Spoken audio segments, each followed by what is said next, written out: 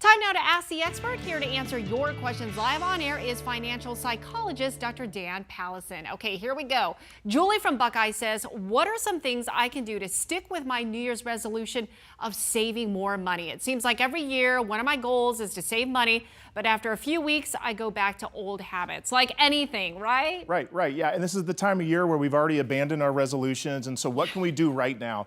It's automate. And so when it comes to saving more money, automate it. Have it come out of your paycheck if you're still working. Yeah. Set automatic contributions to savings accounts. So you don't even see it or think about it. Don't even think about it. Out of sight, out of mind. Your future self will thank you. Yeah, I like that. Okay, this viewer says, I'm 63 years old and recently retired. I have $72,000 in my TSP. How can I invest my money without a financial advisor? Is a 1.2 annual advisor fee of my account balance okay to pay?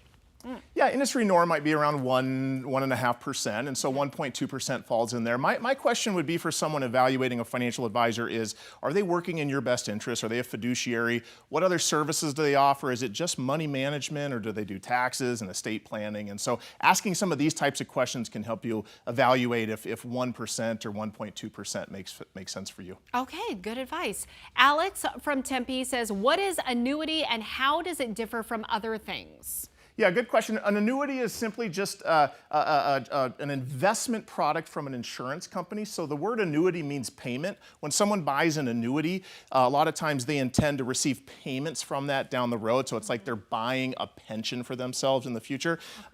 Annuities can be higher cost. And so again, it'd be good to maybe consult with a fiduciary financial advisor to see if an annuity makes sense for you and your family. Yeah. But great question. Okay, Mike from Phoenix says, I want to start saving money for my kids to go to college. Should I open separate savings accounts to do this? I've heard about special savings accounts for education, but what if my kids don't end up going to college? Oh. Yeah, Mike, great question. And yes, a 529 account is a special savings account for kids, for college, where the money that grows in that account grows tax-free when it's used for education. So it's a great way to save for money. We talked earlier about naming your accounts, yes. and it's a way to name an account with your child's name to help motivate you to save. If they don't end up using it, you can transfer that account to another family member or even gift it to them 15 years later in the form of a Roth IRA. So it's a good way to help set them up for their future. Yeah, good to know. All right, Marilyn from Queen Creek says, how can I save money and meet my own needs every month? I want to save more money, but it's easier said than done. Tell me about it. My rent has gone up again and my groceries are more expensive. Yeah. All of us, right? I mean, we'd love to save more money. You mentioned rent and groceries, and these are some things that I would consider fixed expenses. So it sounds like for you, Marilyn, it's going to be important to run through a budget. And what I mean by that is identify what your needs are and what your wants are, and maybe start to cut out some of the wants to save more for your future if that's what your goal is. Sure. Prioritize. Yeah. All right, Dr. Dan, thank you so much for your time and your insight. We appreciate it. Yeah, thanks for having me.